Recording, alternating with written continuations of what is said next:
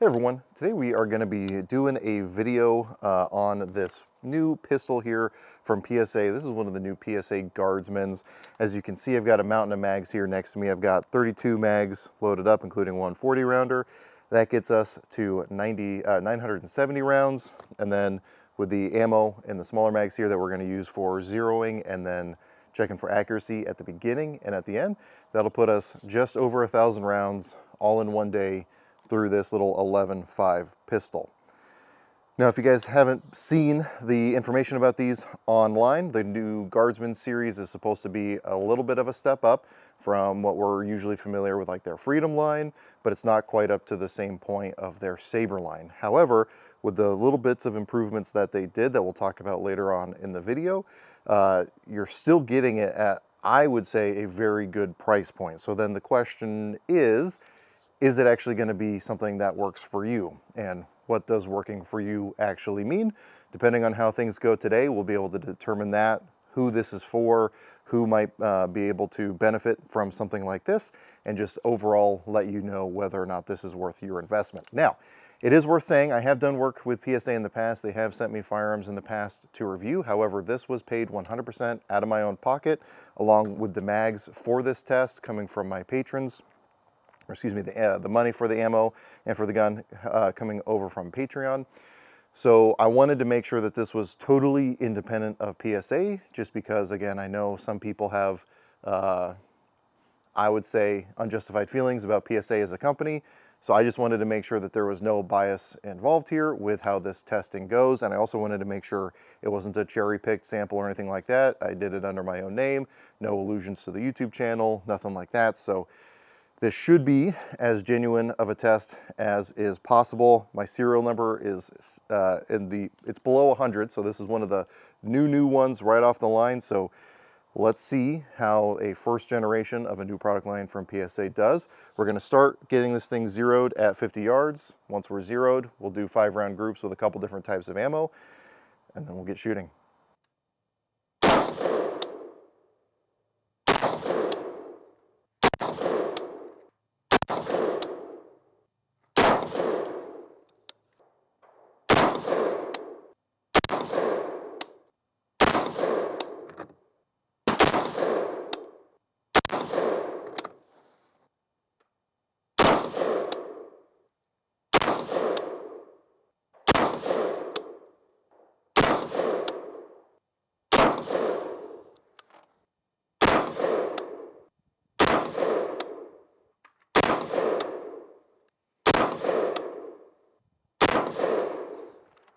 All right, so far it's locked back with everything but the 40 grain VMAX. Okay, so we shot 4 different types of ammo. This was some of the Winchester 55 grain, like contract overrun military stuff, 77 grain Federal Gold Medal match with the Sierra Match King, 75 grain AAC OTM ammo, and then some 40 grain VMAX loaded by Fiocchi. Pretty consistent group size across all of them. And this is at 50 yards, so we can extrapolate this out to what it would be in MOA. So this first one, basically right at 1.5 inches, so about 3 MOA. With the 77 grain, looking at 1.25 inches, so 2.5 MOA. The 55 grain here, let me measure it like that.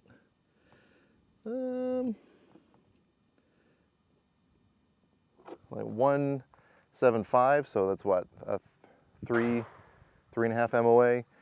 And then the 75 grain OTM, right at about 2 inches, so 4 MOA. So right in that 3-ish, 3.5 inch MOA. Again, we're using a red dot shooting off of a bag, so with magnification maybe be better, but what we're gonna do is shoot 1,000 rounds through it now and then come back and do this again and see if there's any improvement or degradation in those group sizes.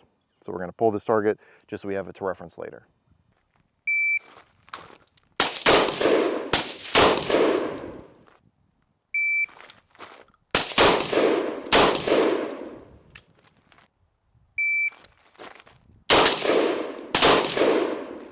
Okay.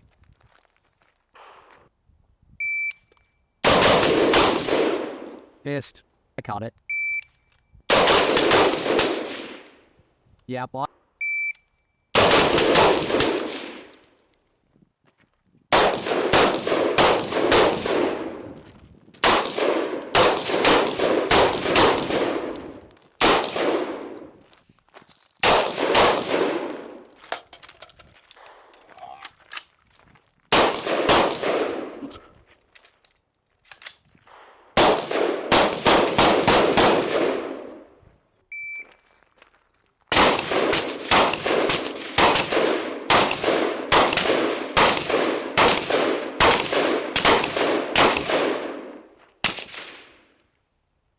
Man.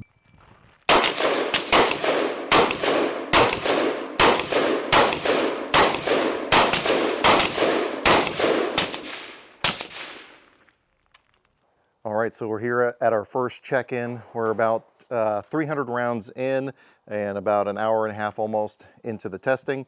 And so far, generally, so good. In the first couple mags I had, when I swapped to a new mag, it fired the first round, didn't quite have enough energy to pick up that second round, so it didn't feed.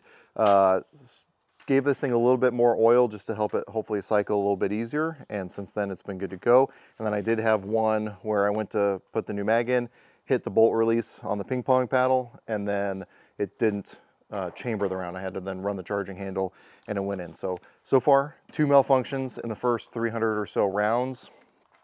What we're really trying to do out here, I got my buddy Drew out here with me as well. I could just do a 1,000 round burn down type video. However, I don't think that there's as much takeaway from a video like that. I want this to be a more practical type of test. So we're just out here running some drills. Basically, I was itching to do a class. He's been itching to do a rifle class. So I took a bunch of drills, some of my favorite drills from a bunch of different classes, and then we just kind of set out a course of fire that simulates what a rifle class would typically be for a day, and we're just running it through that way. So we've been doing just a bunch of movement drills. We did some different types of prone drills. Now we're gonna start doing into some transition drills before doing like moving to cover and that kind of thing. So again, 2 malfunctions in the first 300 or so rounds. You know, it is what it is. Just a real quick how I have this thing set up. Obviously, it's just the gun itself. I made no changes internally. I have a Holosun. This is the 503G with the ACSS reticle in it on a ScholarWorks 193 riser. And then I've got one of the Rebels Raiders slings on here just because I've been wanting to try that thing out. Again, we'll cover more about what the actual internals of this thing are probably at our next check-in, somewhere around 600 rounds. But again, so far it's been running mostly reliably. We'll see if that holds up.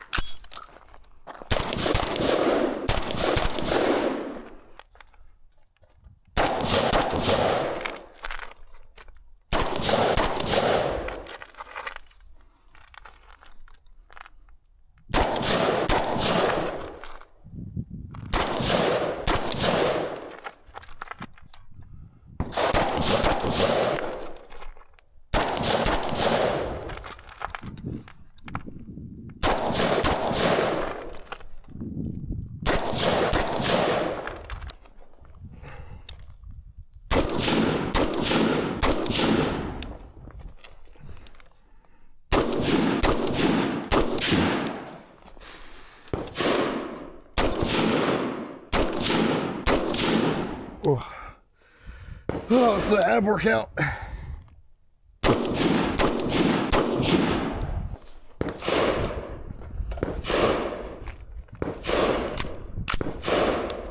Right.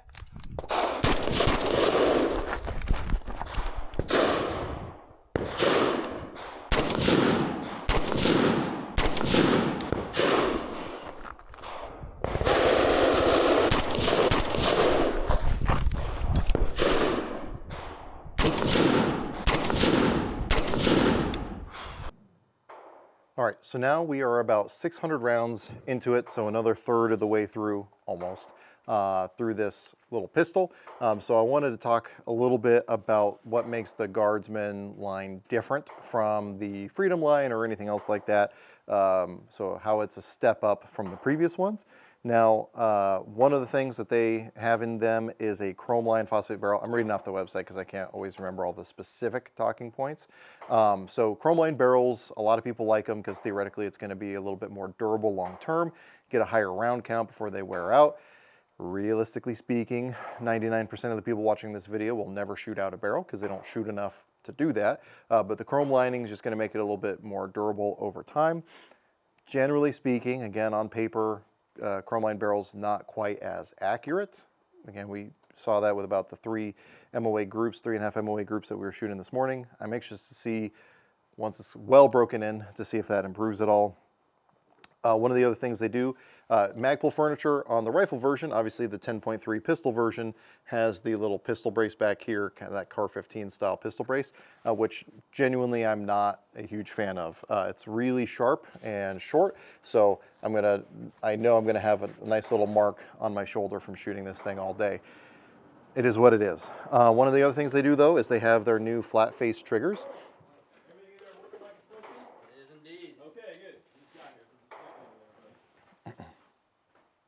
Call me if you need anything. Will do. Recognize you from where? I used to work at Mazama. That might be that's it. where it is. Yeah. All right, well, you guys have fun. I just got here, so if you need anything, just give me a holler. All right, thank you. Knock yourself out. So the new Guardsmen do have the new flat face trigger from PSA, which I can say so far I actually am really liking. We were doing some drills earlier where we were dropping to the prone and taking some shots at about 50 yards, and I felt very, very confident with all the trigger pulls. And then also when I was doing the accuracy testing this morning, it allowed me to be very, very confident. Some of those mil-spec triggers, you get so much creep in there that you're not really sure when it's gonna break. This one doesn't feel that way, at least in my opinion. One of the other things they're doing is these ambi safeties, which I'm gonna have to take it apart. I wanted to shoot this thing as it came out of the box, but it's set up for the 90 degree. I'm wondering if there's also an option to do it as a 45 degree or 60 degree, because I'm way more of a fan of the short throw. What I will say is I know some people don't like the full length ambi safeties because they say it digs into their trigger finger when it's in the fire position. However, these do not sit as proud from the receiver as your normal mil-spec ones do, so I don't think that will be a problem even for the people that don't like it. It doesn't ever bother me, but it does actually feel pretty nice. They also have, they say it's a new Guardsman rail. Honestly, it looks very similar to their previous rails other than the way that the cuts are done in it. I do like that even though they only have the 3, 6, and 9 for the majority of the rail, further up front in that last section, they do give you those 2 top corner sections. So depending on how you mount your accessories, you have a little bit more options for that.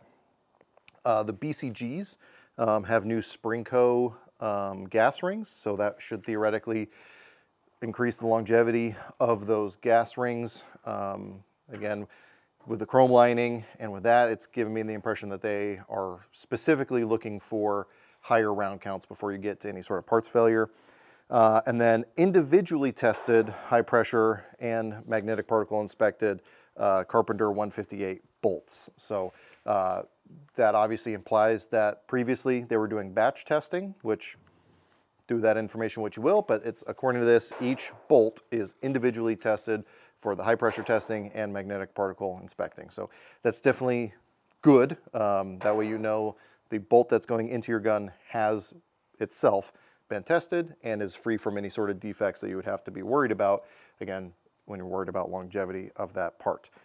So again, all of those for really only about $100 more than what the Freedom line was previously. So for what it's worth, again, I paid for this. I did also buy a separate upper from the pistol lower, just because I also wanted to see what the fitment would be like between two separates. Obviously, if it's coming as one, you'd hope the fitment would be pretty good. I wanted to see with the two separate pieces coming together if the fitment was still good, and there's a little bit of play, but pretty standard. It's not an excessive amount of play. I actually have more in my little SBR over there for what that's worth. But again, all that under $600. So a really good deal. Again, when you're talking chrome lined barrel. Also, one of the things that they're doing that they didn't even mention in that marketing material is the gas block is also pinned in place, which just ensures that it's not going to walk off on you. One of the other things I noticed they do is they do stake the castle nut back here. Again, these guns out here that we're shooting are getting really hot. And as I was talking with my buddy Drew, if you've ever gone to like a 2-day rifle class or a class where you're putting about 500 rounds through the gun a day, every single time, nearly, I've taken one of a class like that, someone in the class who has a home-built AR will start having the gun fail. And every single time they say, man, I don't know what's going on, this has never happened before. Inevitably what it is they've never actually run to the gun till it got hot and then continued to shoot it while it's hot. Most of the time, if it's on the tailgate of the truck, you shoot it, it gets a little warm, you set it down, let it cool.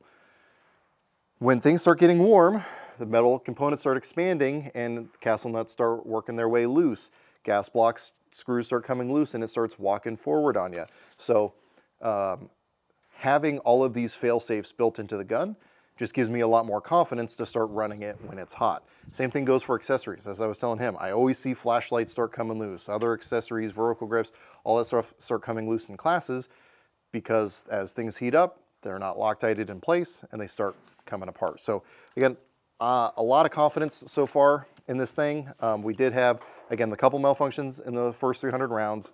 The only malfunction I experienced in the last 300 rounds was user-induced, basically, and you'll see it from the footage. I went to do a tactical reload with a fully loaded 30-round mag, and I didn't get it fully seated, so it fired the round that was in the chamber from the previous magazine and then couldn't pick up the first round out of the new magazine. Again, user-induced because I didn't get it fully seated. I then had to pop that mag in, tap rack. It was all good to go. So no gun malfunctions in this in the last 300 rounds. And then we'll see how it goes through the last 400 rounds. My pile of empty mags is getting a lot bigger. My pile of full mags is dwindling. So I've got, 10 more mags, including one 40-round mag, plus the ammo that we're going to be shooting to do the final bit of accuracy testing. We'll see how this thing goes. I'm cautiously optimistic, though, for the last 400 rounds.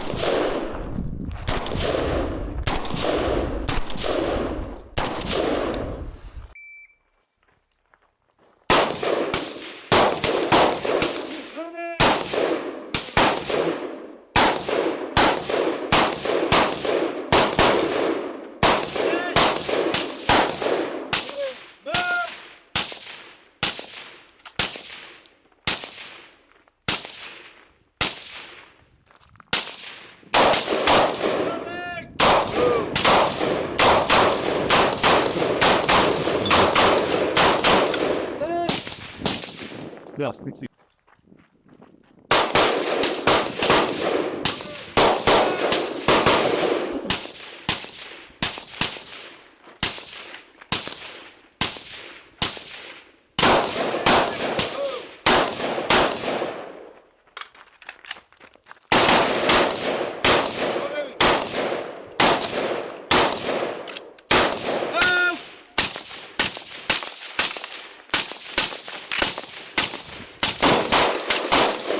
Ceasefire!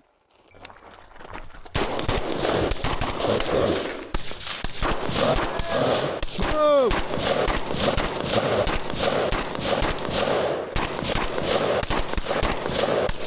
Moving!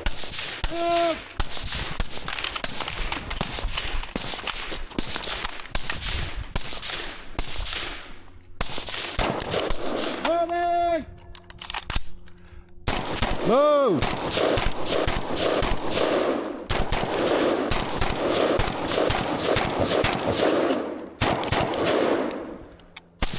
Okay.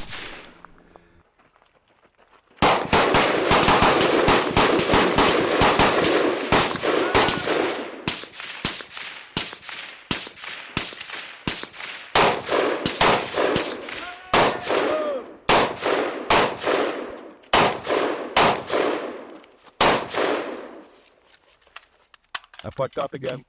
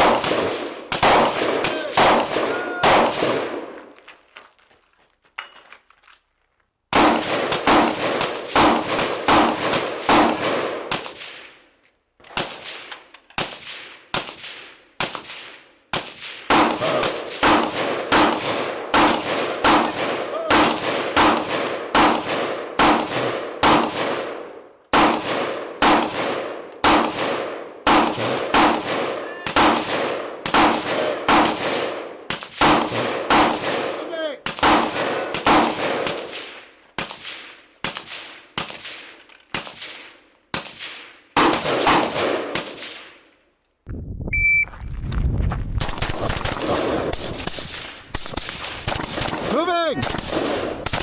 Move!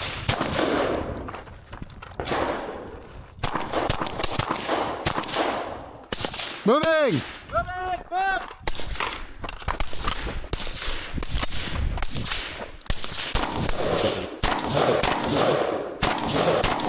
Move!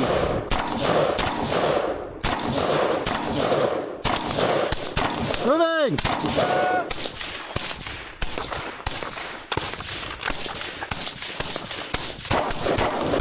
Ceasefire! All right, so we're on the last 100 rounds before we finish off with the accuracy testing, which will put us just over 1,000 rounds.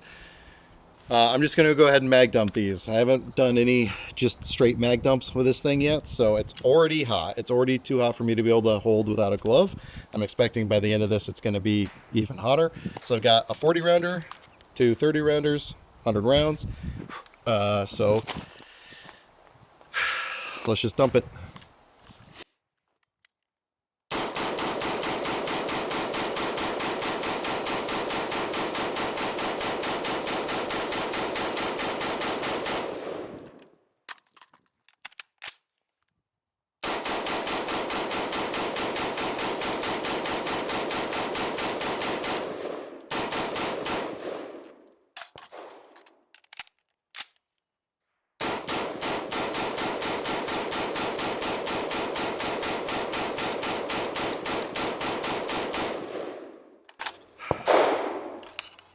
All right, so now we're gonna let this thing cool down a little bit. It's not gonna get cold before we do the accuracy testing, but I'm gonna let it cool down, and then we'll see what type of accuracy is left in this thing. We'll also tear it apart and, you know, check the gas rings and everything else, since those are one of the things they say they improved. Just see how it's holding up internally.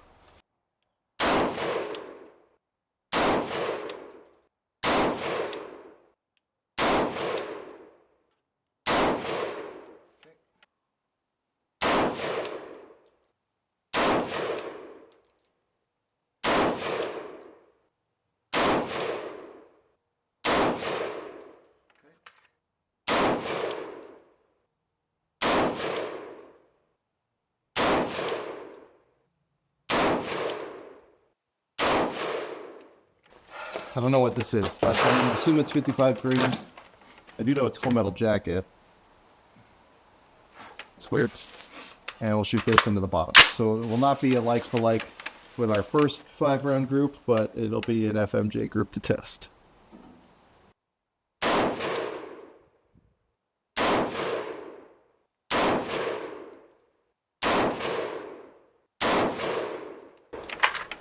All right. I'm interested to see what that looks like. All right, so it looks as though we had a slight point of impact shift to the right with at least the 77 grain, 75 grain, if I recall from that first target. Did I only shoot 4 of the 77 grain? I might have only shot 4 of the 77 grain, but okay. So obviously there was no cleaning or anything that happened before this group, and it was fired while it was still hot. So start with the VMAX. I think this top one got away from me with that one in there. We're looking at 2 3/4 inches. So what is that, 5.5 MOA? If we exclude that one outlier there, we're looking at 1 3/4 inches. So just what, 3.5 MOA. I'll let you do what you will with that group. The 77 grain Sierra Match King, we are at 1.5 exactly. So 3 MOA. The group over here,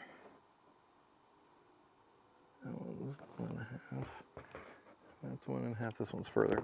Okay, so this one is also right at 1.5, so 3 MOA. And then again, this one got away from me a little bit. That furthest one, we're looking at also 2 3/4 inches, so 5.5. Without that one, is that one? Just under 1 1/4, or sorry, just under, I say, just under 2 1/4. So just under, was that 4.5? Mental math. It's hot, okay? Sorry, guys. So not a tremendous difference in the match type ammos. Pretty big difference here, again, especially if we include the outliers on these two. And again, it's hard because this is not the same ammo we shot originally. That's my bad for not keeping better track of which ammo I was shooting. Again, it's been a long day, shoot a lot of ammo. So, I don't know. I'll let you make up your mind about whether that's acceptable to you or not.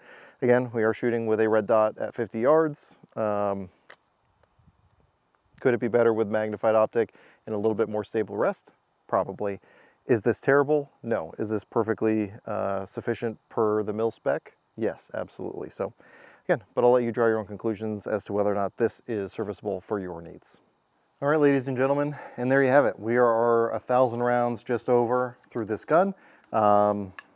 And while you'll probably have seen most of the shooting footage, just for sake of time and brevity, I'm not going to have shown obviously all of it. However, I will have a separate video linked in the description down below that is just nothing but the entirety of the shooting footage from today. It's going to be boring. It's going to be a lot to watch. I mean, I've been out here for about 4.5 hours. But in that 4.5 hours, we fired 1,000 rounds. We did have a couple of those malfunctions in that first like 150 to 200 rounds. Once those happened, I put a couple drops of oil on it, and between that and maybe it just wearing in a little bit more, it's been 100% reliable.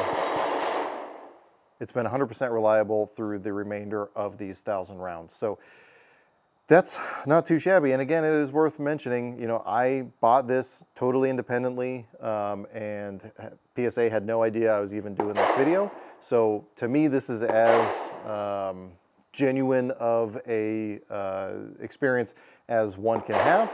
And again, by putting it through all of these rounds in one day, again in about 4.5 hours for 1,000 rounds, we are putting this thing through an accelerated wear that is not abusive. It's just a, to me, an accurate representation of just a hard use rifle. Not anything crazy like a burn down, but also not, you know, 20 rounds every weekend until you get to 1,000 rounds. So again, hopefully you've found that type of testing beneficial.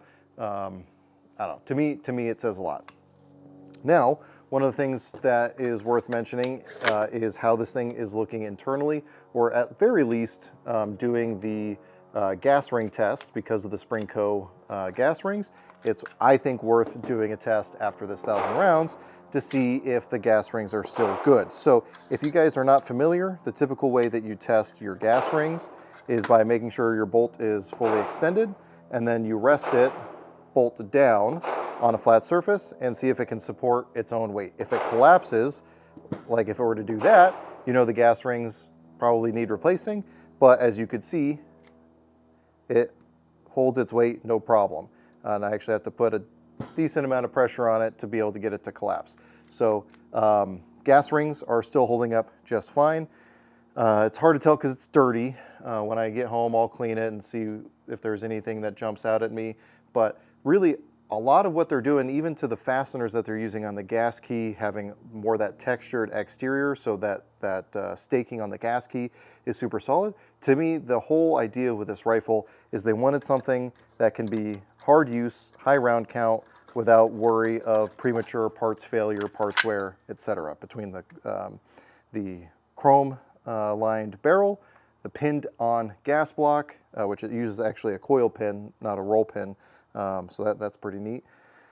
The staking on the castle nut, which they actually double stake it. I'll show you guys pictures of that. But all this for $600, this is I think a really good value. When I was still working at the gun store, we had rifles on the shelf that I kept trying to tell the owner we need to stop carrying them.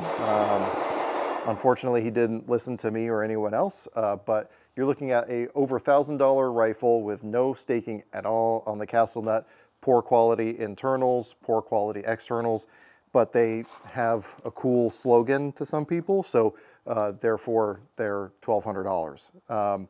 This you're getting in, again, I got this one just under $600 with the upper and lower separate, plus shipping, transfer, all that other stuff. And it seems to be a really good, just regular hard use gun. Trigger pins weren't walking out at all. Nothing on this thing has given me so far any cause for worry. Now, if I were continuing to have the malfunctions like we experienced early on with this, at this point, then I would have some serious hesitations, but that seemed to be just a teething issue. Is that good? No. I would prefer to see my rifles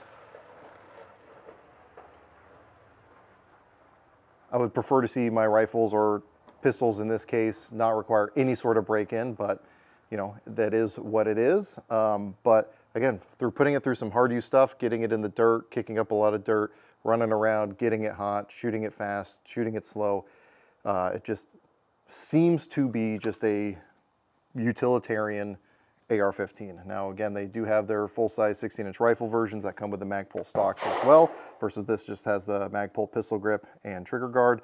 It's the MOE pistol grip, at least that's what it looks like, yep.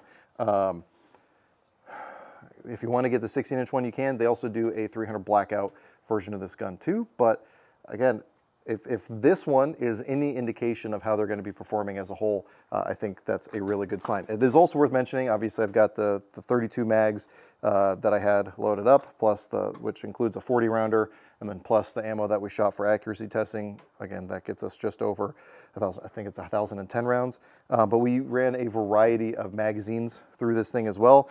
We had steel GI style mags, aluminum GI style mags, we had Lancer mags, we had the KCI metal reinforced mags, Gen 2 and Gen 3 P mags, we had CZ Bren 2 mag, so wide variety of mags, and I wanted to do that intentionally just to see if this thing had any sort of preference when it comes to magazines, and it doesn't seem as though it does. So again, it just works. The one thing I did have someone ask when I was talking to my patrons about, hey, I'm going to be doing testing with this, what would you like to see? One person asked, well, I want to know how well it suppresses. Realistically, it's going to be very dependent on the suppressor that you're using. If I were to put my Huxworks Ventum on this thing, it's going to basically be as though it's not there. If I were to put my White Gem Turbo K on there, it's going to make a big difference. Now, one thing that I will say, to me this thing is a little bit punchy. Part of that could be just the really genuinely uncomfortable pistol brace through large round counts, but then also the fact that it's running a carbine buffer. Depending on the ammo you're shooting, you may want to bump up that buffer weight, and that might just tame that recoil down just a little bit and just give you a much nicer shooting experience. But that's it. I mean, again, it's a just perfectly serviceable 10.3 AR pistol. Comes in, I think, at a really good value for what you're getting. And to me, just seems to go along with the sentiment that I've seen from PSA, which is they want quality firearms in as many law-abiding citizens' hands as possible. And this is just a continuation of that effort, bringing in something probably the best priced for this quality rifle pistol on the market, assuming that this sample of one is representative of the larger whole. Obviously, again, these things just came out. I haven't seen any other reviews to these things so far. Definitely not a 1,000-round review like we just did just now. But time will tell what the track record of these things turns out to be. But again, considering the reputation that some people put on PSA, where that first gen is a little spotty and then they need to work it out, this one, again, very, very early, under 100 serial number, has been working great. So hopefully you found this video useful. I do want to specifically shout out my patrons for helping to make this video possible. Again, I purchased the gun, I purchased the ammo, and we just ran it. Again, PSA had no idea we were doing this. They were not involved in this whatsoever. So far as I know, they don't know that I have one unless someone over there in the shipping department recognized my name, which I highly doubt because my name is so non-unique, we'll put it that way. Again, you guys will be able to watch all the shooting footage if you follow the link down in the description. I'll let you draw your own conclusions as to whether or not this fits into your niche, but if you're just looking for a utilitarian, serviceable rifle that has some nice little upgrades and then gives you some room for improvement, I really genuinely think this is worth looking at, and I think some of those core internal upgrades, let me I guess address that. Sorry to rewind here a little bit. There's going to be people who say, well, why not just buy a Freedom and do $200 worth of upgrades? You could do that. However, there is going to be the fact that there are some harder to notice quality improvements internally to this that you're not typically going to see when you upgrade. So again, the type of fasteners that they're using on the gas key, which just prevents that gas key from coming loose, is not something you're typically going to get unless you upgrade your BCG, which is unlikely that someone's going to do that if they're upgrading in those early stages. Having that pinned on gas block, making sure the castle nuts staked, all those things to me are those attention to detail core quality improvements that are there that to me make it worth starting here rather than starting at the $500, $400 level and then trying to upgrade from there. That's my 2 cents. Do with that what you will. But anyway, with all that being said, as always, I hope you got something out of this video, and I really appreciate you watching.